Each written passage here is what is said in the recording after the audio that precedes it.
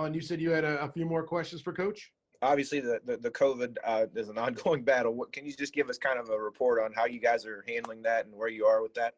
Day to day, as always, leaning on our medical people, getting some guys back today for practice who were out, and then waiting on test results from yesterday. Also waiting on test results from Eastern Michigan contact tracing. So that is a hour by hour. That ain't even day by day. I mean, that is hour by hour, ever changing. And we are keeping our knees bent with all that new information that comes as it comes in. Coaching staff, where are you guys at in that? Have you guys been able to stay away from that for the most part, or how's that been going? Yeah, I mean, we've been solid. We've had a few that I think, just like the general population, that have been shut down because of contact tracing, and have had it and recovered. Myself being one. So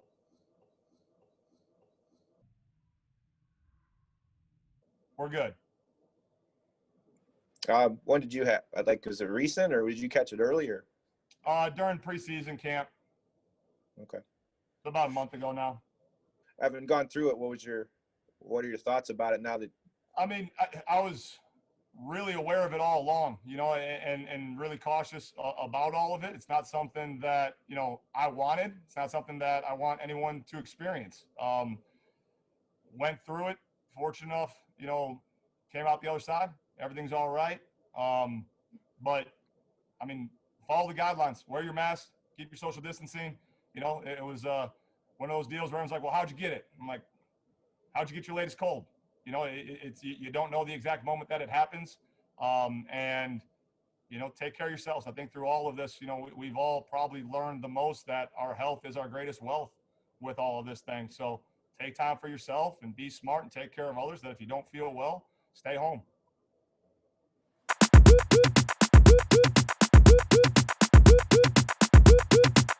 Welcome to Mac Football Forever. I'm Alex. That's Caleb. Caleb, we talked about the week 1 action last time we talked. Now we have to talk about, more. We have another week to look forward to. See, getting the first game out of our system is great and all, but now it feels real, because it's like not only we have last week games to look forward to, but we have context to look forward to for the next week and the next week, all things considered. But this is kind of an exciting moment as a sports fan, like an exciting normal part of our lives back, right? This is what we missed. Yeah, I'm still riding that high. I mean, I'm thinking to myself, looking through statistics and going, okay, is this an anomaly? Is it a trend? Are we going to see more of this? I pointed something out to Alex I thought was incorrect. He pointed me in the right direction about Miami's sack totals the last 2 times out, the last 2 home games. It's like, okay, if Miami's going to generate 6 sacks every time they play a passing team, that's something I'm going to be excited about. And there's just little things I'm finding looking through what we watched last week that just gives me more and more reason to be excited about week 2. So it doesn't feel cheap by any stretch of the imagination. So yeah, just as excited for week 2 now. What immediately stands out in your mind and something that you learned about Maction 2020 that you didn't realize before? That some of these teams looked more prepared than I thought they would be. I thought there would be more sloppy football, and you could point to games like NIU's turnovers turning into touchdowns, or Bowling Green's offense not firing in on anything remotely resembling. I believe those things are expected in a normal year, to be honest with you. Yeah, exactly. And to see teams put together in numerous facets of the game was more impressive in some ways than I expected. Akron Zips, 4.1 yards per rush. They ran the ball that last effectively. Effectively. Yeah. Keyword here. But we talked about last week before. If you missed that, go back and listen to us. It's a good time. But we're done with that. We have to look forward. Caleb, we're going to preview the games today, and then we're going to make our picks just like last time, and we're going to keep this thing going. And I'm never wrong in picks. That's what we learned from last week, right? That's right. Unlike the first week of action, 2 days worth of games, 3 games each, so you don't have to cram. You don't have to break out the iPad, the iPad mini, the iPhone, the Chromecast, and your other monitor. You don't have to do all that. You can just have a nice, easy 2-monitor layout. Just flip back and forth on one, figure out As one whatever your does. main's going to be. But we all know what your main's going to be. It's going to be on ESPN with Miami and Buffalo. But Yeah. anyways, Tuesday we have Akron at Ohio, Kent State at Bowling Green, Miami at Buffalo. Wednesday we have CMU at NIU, Eastern at Ball State, Toledo at Western. 8 o'clock kicks on both nights, respectively, are going to be bangers. So I love the schedule layout for this week. Caleb, where should we begin? How about we go Akron, Ohio, just because based on what Akron showed in some facets, like, do you think Akron goes into Ohio and has a little bit more of a competitive game, maybe especially thinking about how Akron has played spoiler to Ohio before? I don't really know. I think the one thing that I'm just expecting out of both sides is just the same sort of passion that you kind of saw last week. You know, I liked, you know, seeing Akron motivated for 4 quarters, even though that, you know, Western's not an easy ask. Neither is Ohio. No one on the schedule is going to be easy for them.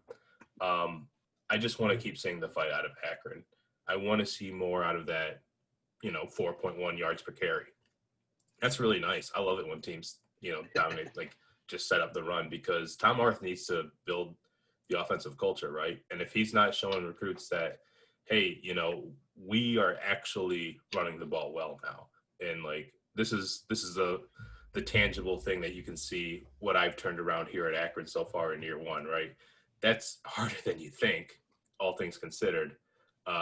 So, you know, that's something that I want to see out of them. Out of Ohio, I want to see some chunk plays. I want to see, like, Ohio should win this game anyways. Ohio, if it's going to win any serious games down the stretch to make any serious runs at a MAC East title, it's going to do it with huge run plays, right? Sure, Curtis Rourke can throw it deep, but at the end of the day, Ohio's not going to win this division if it's only going to rely on his arm.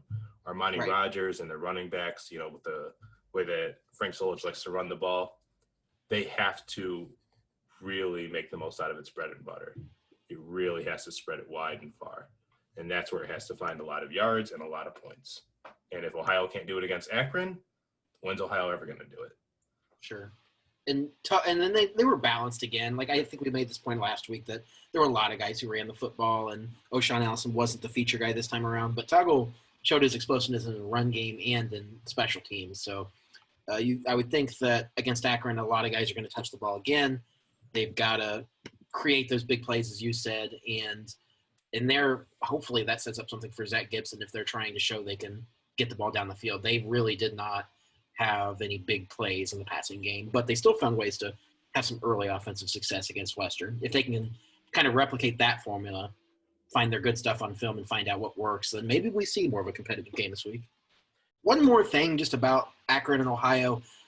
There's been some interesting stats I think I've seen in recent weeks about MAC teams playing close games. EMU is one I can mention later, but for now, Ohio has not had a loss of more than one possession since I think 2015, since I was in college. If that ever ended, and if that ended at the hands of say like an Akron, say things got really weird this week, that would make for something interesting to talk about next week for sure. Kent State's going to Bowling Green. You know, another one of these East games where, you know, one side is heavily favored. Let me look at the odds right now. I know I had them up here not too long ago. Kent State's an 18-point favorite. I need to say that Ohio was a 24.5-point favorite entering Akron. Sounds about right. Kent State, 3-possession favorite over Bowling Green. Should Kent State win by 3 touchdowns here? I think that sounds about right. I think that's fair. Yeah. Yeah. And I hope that Bowling Green has, like, you know, just I want to see some step forward on offense. I don't know where it has to be. I don't care if it's running the ball. I don't care if it's throwing the ball. I don't care if it's efficiency or just chunk plays at all. I just need to see something more out of Bowling Green this week. Right. Whether it's somebody like Ortega Jones hauling in 42-yard pass and showing that they've got something explosive and there's some type of consistency between McDonald and his receivers. And then do your best T.O. Redding impression. That'd be cool. Sure. I mean, nobody's Roger Lewis on this roster. They're not going to have a Roger Lewis, but just somebody who can haul in a couple 15, 20-yard catches during the game and go a long way. Like, who's going to be the guy who's going to pull down a contested ball against Kent this week is going to make as big a difference as anybody else in this game. Otherwise, I mean, you have to look down pretty far in the, like, MAC leaders and rushing to even find somebody from BG. So that balance wasn't there either this past week. So they had so much to prove still. Yeah, absolutely. For Kent State, kind of the same deal, but, Bowling Green's still kind of looking for, you say Ortega Jones is probably the number one here. Kent State knows it's number one receiver, but who is its true number two? They're still trying to figure that out. Yeah, Dante Cephas had 6 receptions. A couple other freshmen got into the mix, or younger guys with 3 receptions each. But is anyone going to emerge as the true number two? Isaiah McCoy is going to get probably 10 deep looks every game from here on out. I don't see why not. Like, if Kent State could probably throw it to him deep 100 times in the season, that's probably like a manageable, realistic thing. Seems like a high return on your risk when you're doing that. So don't see why you wouldn't. Oh, yeah. I mean, in this economy? Yeah. Break the bank. Cephas only had 47 yards on 6 catches. Now that I see that, like, I don't really remember his catches, so maybe he was just a possession receiver. I honestly don't remember, even though I watched the game. It's kind of forgettable. Not gonna lie. I think the only other thing for BG at this point is I want to see them make Kent State one-dimensional. If they're only throwing the ball, if they cannot get anything going with Bradford and Cooper, they overwhelm the offensive line. No, I would go the other way, though. I would rather, not have the NFL quarterback throw it to the NFL receiver. Well, I had that thought too, and then the more I thought about it, the more just if Kent State only feels comfortable doing one thing, like at this point in the season, I still would rather it be BG's defensive backs flying around and making plays. I definitely get where you're coming from, and I think you can make the argument that you don't want the ball in the quarterback's hands because obvious reasons. But I think this early in the season, like if you've got your defensive backs making plays, and they could change the game in their favor. I have more confidence in BG doing that in the secondary than I do. The last game for Tuesday night is Miami Buffalo. Almost always a banger, especially these last few years. Now that the coaches on both sides have the teams going in the right directions. Both these teams made it to the MAC championship game in the last 2 years.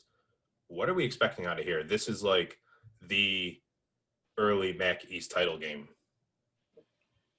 Sure, and between it's another week with a little uncertainty at quarterback. Like you don't know if Gabbert's back from getting his noggin bonked there in the game, getting knocked out with a hit, and not really sure if we should expect Mayer. I haven't seen anything yet that would indicate Gabbert's back, but the only thing that I've seen is that Miami published its 2 deeps with Gabbert ahead. But again, that could mean anything. It could mean anything. I take it with a grain of salt. Either way, I would feel comfortable. You know what I mean? Yeah, and if you're Miami, you're looking at this game. If you were looking at this game without having seen Mayer go out, say Mayer comes in the fourth quarter in a game that doesn't matter, you're not looking at this game feeling super hot about your chances with the backup quarterback playing his first real snaps against a Buffalo defense that did what it did in terms of creating chaos against NIU last week. So I think if you're Miami, you're still feeling really good going into this one. And this should just be considered the East title game early on. Oh, yeah, absolutely. I mean, like when none of the other games are absolutely guaranteed, you have to treat each week like it's a championship week if you're any MAC player, honestly. But even more so on this stage for this game with these teams. Yeah, and Miami, it wasn't just A.J. Mayer. We have to credit, former walk-downs like Davion Johnson, Zach Kahn. Those guys were, looked over Midwestern guys that Chuck Martin likes to hype up. He likes going after the Midwest guys out of high school. Doesn't need to go after the JUCO guys. That's part of his thing. That's why he has success there right now. And that's why they're having success, because they know the program. They're not, coming in as first-year transfers, still learning the system. They've bided their time. They've, earned their shot, and they've been making the most of it. 102 combined yards with those two. No, just 100 combined. Anyways, yeah, and a couple of scores with Zach Kahn. Miami's just in a good place. Buffalo's in a very good place too. This is going to be really, really good. I don't know if we should expect an offensive battle because, I think the quarterbacks in both teams in this year are better than what the quarterbacks were for both teams last year. Is that fair to say? I think so. And then unless we've because seen, remember, this is the game where Matt Myers got knocked out by Right. a Doug Costin hit, and in comes Kyle Van Treese, who I probably think should have been starting the whole time, but I digress. should have been starting. Yeah. I mean, this is his game now. Yeah. And I think unless Buffalo's seen something on film about Mayer in terms of how they can make him uncomfortable, I think you're looking at an improved quarterback spot. And so now you're looking at a couple guys, whether it's Miami probably has to find somebody other than Sorensen to create some big plays in this game. And Buffalo's going to look to none after another big week, but is anybody else going to step up? So really, even though these are two teams we hype up their defense, it's, to me, much more exciting to think what could happen offensively in this game. You bring up Antonio Nunn. I kind of want to bring him up. He's not a world beater as a wide receiver, but last week he had a really impressive game, both in the box score and athletically. I want to pull up his game log right now because I think this is his best opportunity to shine. Not just for his team for the MAC East title race, but for his own pocket in right. As an NFL prospect. Against Miami the last few years, last year he had 2 catches for 30 yards and a score. No stats in 2018. I don't know if he didn't play or what the deal was there. And then in 2017 against Miami, 3 catches, 25 yards. This is a great opportunity for him to shine. Hopefully, Kyle Van Treese looks very comfortable and very reliant on him to make plays. Everyone knows that Buffalo's going to be running the hell out of the ball. That's how they're going to win this game. But if they're going to keep the chains moving, Antonio Nunn has to be a huge reason why. Yeah.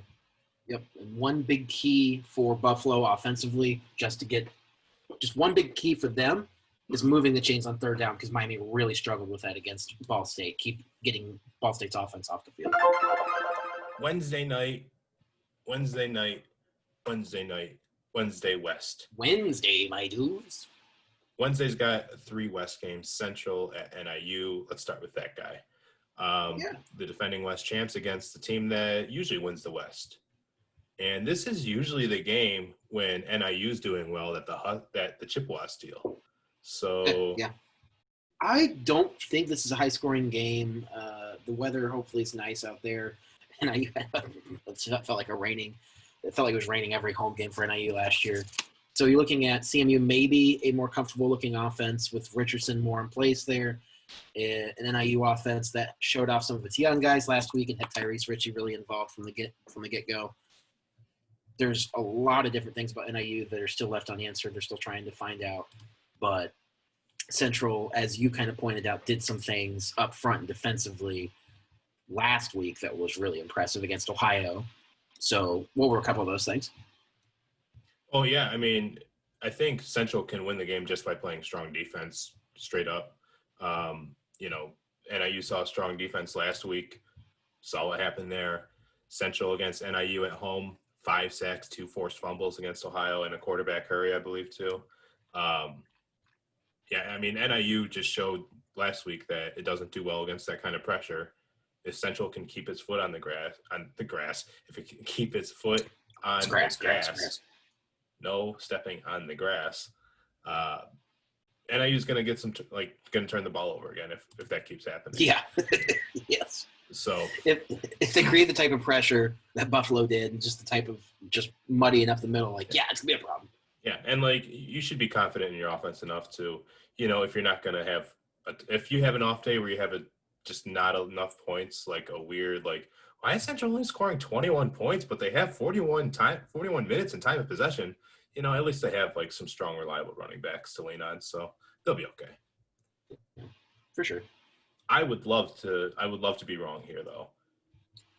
Not because I think not because I'm an Eastern guy rooting against Central. That's not the reason. It kind of is, but it would just be fun to see like NIU finally have this kind of turnaround to add some serious drama to the MAC in this season.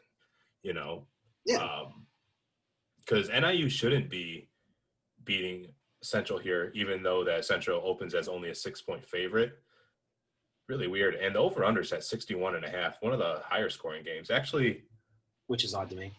Vegas has this as the highest scoring game, so it's one of those things where I think somebody looked at the schedule or looked at the score of the Buffalo game and went, "Oh man, this is ready to be a shootout." there's going to be like 8 special teams turnovers in this game. Yeah. So doubt that quite plays out that way. But I think there's a couple things NIU can do to actually keep itself in the game. First of which just being they have to find a way to create explosive plays. Like it's such a trite point and so easy to say, but Collins didn't rip off any long runs last week, and Richie had 9 catches for 106 yards, but wasn't like tearing the world apart or anything like that. So no, you don't get. That's not where you go after junior college guys. Sure, it's just you go after them for more than that. So yeah, they have to produce. Right. There has to be somebody who steps up. I don't know if it's like Torre is like one of the lower on the depth chart receivers who played a little bit last week, whether it's Daniel Crawford getting in the thick of things. If he's only catching 1 ball a week, NIU is going to continue to have problems. And so that's just a number of things. But if they can't create big plays, they will not beat CMU. Eastern at Ball State. Eastern let me down last week. I know they're not going to do it 2 weeks in a row. I understand that. It's okay. It's forgivable. But they have to step it up because Ball State's not an easy ask. They nearly took down the Red Hawks. It took a comeback victory from its backup quarterback, to pull that off. Ball State's going to keep playing. It's Detroit or bust for them, and they know that they have to beat Eastern. And I like Ball State's chances right now. They open as 8.5-point favorites. Will we see a lot of the same mistakes out of Eastern that we saw in the Kent State game, or will we have another slow start? I think it's going to be determined early on if EMU is able to kind of stall out Ball State. So if Ball State's offense, they can get them off the field, get Plitt out of a rhythm, really get the run game out of a rhythm. So EMU really has to come out of the locker room and shut them down the first few drives. Say if you give up maybe a field goal in the first quarter, that's fine. If Ball State gets rolling right away from the get-go, I'm not confident that EMU is going to win a road game in Muncie. I'm very confident that Ball State will start fast. I'm very confident in that because they just play passionately enough to do that, and they've shown, over the past few years that they can start fast. I'd rather be playing Ball State in week 6, but whatever. I don't make the schedules here. Sure. Yep, I'm on the same page as you. This is boring. Why are we on the same page? We should be arguing. If I'm Mike New, if I'm calling plays for Ball State's offense, there's no way I'm giving the ball to anybody outside of Caleb Huntley for the first 3 drives. Last week he had, what was it, like six yards a carry? 6 yards a carry. He doesn't. Kent State defenders looked like Phillip Rivers falling on their back and just like grasping at straws in the air, trying to tackle Caleb Huntley, which is just wonderful to watch. Yeah, I get scared because Caleb Huntley, he was a 1,000-yard rusher his freshman year. You would think that, one, that's great, but I kind of get scared because he's a running back that, wear and tear happens to him. And I just, for his sake, I wouldn't want, him to be, let's just say, a boring running back, someone that's worn down by the time they're like 21, 22. Nope. Caleb Huntley against Miami, who was very good against the run, 21 carries for 130 yards and 2 scores with a long of 45. Man, he just looks so good. And Eastern, Eastern's had slow starts. They didn't wrap up well on defense. And if that's going to be an issue, then just keep running the ball. Yep. Just keep running the ball. Why let Drew Plitt put in the air if he doesn't have to? Right, and if they're getting these chunk play, like maybe not even chunk plays in terms of like 20 yards, but if Huntley's running for 7-8 yards on first down, like I could very easily see happening, EMU's gonna be in a really bad spot right from the start of the game. And Ball State was, I think, the best team in the conference, I would say, last week in terms of converting on third down. So if they're in those good positions and EMU is not putting the pressure on them from the start, getting losses, creating tackles for loss, yeah, EMU is just going to struggle. And I think we're on the same page in that respect. Before we started recording, I quickly looked at the box score from Ball State, Miami. On third down, Mr. Plitt, 6 of 8, 108 yards, 1 touchdown, 5 first down pickups, and he was sacked twice. Yeah, he's good. He's good on third down. So if you're going to put him in third down passing situations, make it third and long. But with Caleb Huntley, that looks very unlikely. Right. And the final game for the Wednesday night action, really good game on ESPN, Western Michigan, home against Toledo. Always, I mean, all these games are incredibly important for the MAC West race, but the Toledo-Western game is just evergreen, just always good. It's always so important. Even in the years where NIU is the one that comes out on top, Toledo at Western at Toledo. I love this series so much. Western opens as 2.5-point favorites. Over-unders at 60.5. 60.5. Yeah. Over, right? Over by like 10 points at least, I hope. I mean, I would love if this game was like 56, 55 or something like that. And Yeah. like, I feel like as MAC fans, we are inclined to want that. I want 69-69 going into overtime with that, and then That's nice. no scores in the first like 3 overtimes. So Not even a field goal. Now only going for 2. Well, then they couldn't win 72-69, which seems like it would be appropriate for some reason. I got a joke, but I'm not saying it. If Toledo is, man, I really don't know how I want to preview this game because it's just, there's just so much going to be going on. Like the both defenses are going to be really busy because both teams are, as far as recruiting goes, I don't care what you think about rankings and all that stuff. They're the 2 of the most elite teams talent-wise in the MAC. So there's so much to expect out of so many positions. Who has better athletes, though? I think. Well, no, I shouldn't ask it like that. Who has better football players? Toledo. That's a great way to phrase it because I would say Western has better athletes and Toledo has better football players. Because Toledo always just has well-rounded guys at so many spots. And it's just, you feel like they're super talented even in the years when they don't have one of the best players in the conference. And you could still probably make a case that that Kovac is, but they're still going to they ran for 310 yards and nobody just tore the world apart in terms of ripping off 90-yard runs or anything like that. So they're going to probably do that against Western, even knowing how good Western is. So that makes it exciting, knowing how talented both of these teams are.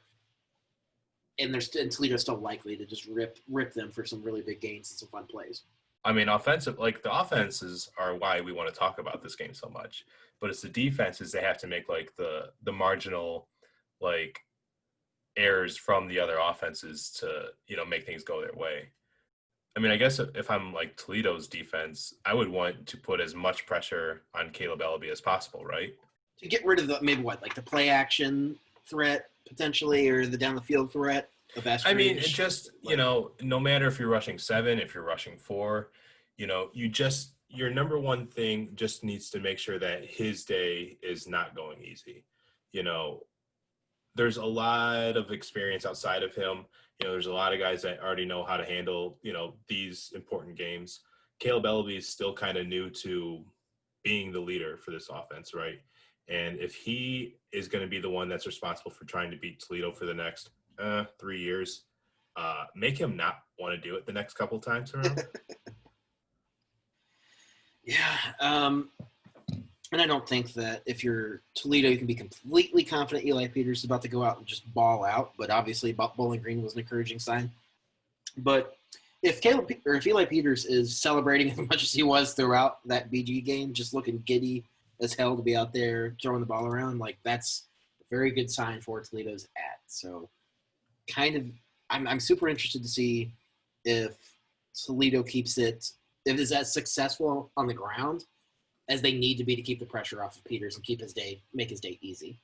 So if that happens, we can see Toledo win and really kind of establishing why they were supposed to be the preseason number one. All right, Caleb. So we talked about the games. We talked about what to expect. Let's make our picks, though. Let's start with the Tuesday games. Akron at Ohio. Ohio, like I said, 24.5-point favorite. Over-unders at 58. I'm picking Ohio to win. Easy. Yeah, I think Ohio's winning. I don't think it's a blowout. I think Akron finally takes a step forward this week. I could see it being like a 2-touchdown game, perhaps, maybe like 15-7, or maybe like 17 points. But yeah, it's still dumb to pick Akron at this point if you haven't seen them actually demonstrate what they need to win. ESPN 2 that night. Kent State at Bowling Green. Kent State's a 3-possession favorite. I don't see why they wouldn't be. Kent State, they're my pick. Yeah, and kind of same thing. I would expect Kent State's offense to take a step forward this week unless BG can be a little bit more disruptive or make Crum only use his feet. I don't really know other than that what BG can do to keep Kent State under like 30-something points. And in that same vein, I don't see BG scoring 30 points. So it'd be very hard to pick BG in this case. Golden Flash is rolling. The premature MAC East title game of week 2 on ESPN, 8 o'clock kickoff. Buffalo opens as 9.5-point favorites at home against the MAC champions. How do you feel about that? Much excited. Man, like that is not about the point spread. That's super dumb, but I'm excited about the game. Yeah, me too. Yeah, like that is like way wide. Like what is Vegas trying to get us to do? Us as in like people that are betting, not us as in you and I specifically. I think Vegas slept on a few MAC games this week. Who are you taking here? I got Buffalo. You got Buffalo. I'm confident that Buffalo's got something dialed up this time around to beat Miami, and they've got that level of motivation I think is going to play out in their favor this time around, wanting to unseat the MAC champions. They're doing it at home. They're coming off their first season with a bowl win ever. They have a chance to go back. There's still guys on that team who are on that team that lost to NIU in the championship game. I think the motivation factor plays in a big way, and I think the defense causes some chaos, and Miami does not really get off the ground offensively, and I think that's the difference. I'm gonna buy into Miami. I'm just buying in. I don't feel great about it, but I don't know, man. Like, especially, I'm just really impressed with the way AJ Mayer played, and if things come down to him, I'm confident that Miami can at least stay in it. And I think that this game's going to be a lot closer than what Vegas is telling you it should be, especially if, we get some plays out of Miami's tight ends and receivers not named Jack Sorensen. Central at NIU to start our Wednesday night fun. Vegas says this is going to be the most, it's setting it as the most scoring, whatever. Over-unders at 61.5 for Central NIU. Boy, oh boy. I mean, I got to pick Central here, though, because Central is just, like I said, they legitimately look like a serious MAC West favorite here. I still like Central's chances more than Toledo, for the record. I'll say that it's got to be Central for me, and the main reason is not even so much what Central did last week against Ohio, but just how easily Central handled the Huskies last year, and NIU doesn't really have a more talented squad offensively than they had a year ago. So I don't really envision NIU having a lot of success. That isn't to say they might not move the ball, but if they're not creating the big plays I talked about earlier, they're not scoring points against Central. So it's got to be Chippewas on this one, even on the road. Eastern at Ball State on CBS Sports Network. Ball State's 8.5-point favorite. Drew Plitt has seen Eastern plenty of times. This is going to break my heart, but I'm picking Caleb Huntley here. That's singularly who I'm picking here. He is just way too tough to bring down. And he controls his offense so much more than Plitt does. People just don't say that enough. I mean, the reason they move the ball like they do is because of what Huntley sets up. So I agree with you in that respect. The reason they move the chains a lot of the time after the fact it comes because of what Huntley did. So yeah, I mean, this is another game where Ball State's going to rack up the yards, and it's going to come from success early. I don't think EMU is going to slow them down in the early going. I think they'll ride Huntley early, and then it'll open it up. They'll find some success in the air. Maybe some other guys will catch the ball this week for Ball State, but yeah, they'll probably cover the spread too. Yeah, and Ball State's offense, like, overall, seems like it knows what it's doing more than what Kent State did last week. And Eastern defensively still trying to figure stuff out. So that's not a great marriage. For sure. Toledo at Western to end the Wednesday night games. It's going to be worth the wait. It always is. Who are you picking? So I've got to stick with Western because they were my preseason pick. And I think I like LB a lot more than I like Peters. I think we definitely would have agreed on that 2 weeks ago. There might be more in question about what Peters' peak is now. I think he might be capable of better than we've even seen. I'm unsure of what I learned out of him with the Bowling Green game, and yeah, I just don't know how much, 20 of 32 and 4 touchdowns, no interceptions. I don't know how much of that translates from Bowling Green to Eastern, or to Western. But that's part of the reason why that's part of the reason why I mean that I think we might not have actually seen the peak of Peters, which I didn't think he had that much higher to go. And some of the stuff I saw in that BG game makes me think he could be significantly better, which would be really good news for Toledo's championship hopes. That said, I think Western creates the type of big type of defensive plays they need, and maybe even special teams plays they need to knock off Toledo, obviously, and it helps obviously being at Waldo. That's a good note. I do like their options on special teams. Like, they have a lot of speed playmakers. So you got Toledo or Western, bud? I mean, I'm picking Western. I really am. But what about the preseason? No, yeah, it's just I still think this matchup favors Western. Even if you put them in like just like a void, I still think even if you said Toledo was more talented, I just like this matchup better for Western. I think I asked you the same question last time, but I'm going to ask you again. What are you hoping to learn this week? I mean, it's the easy answer is who's your Mac West favorite, who's your Mac East favorite, and you'll find out. I think there's very easy answers to come from Miami, Buffalo, Toledo, Western. A little bit more nuanced approach probably from what we see at Central and NIU. But I really want to see whether Kent State and Ball State can step up and look like teams that should belong in the title picture. So whether Ball State and Kent State absolutely handle their business, and it's never in question. So while I want to know how the championship thing kind of circles or how things kind of manifest after this week, what types of talking points we have to go on after this week. But for me, Kent State and Ball State, whether they really handle their business is also super interesting.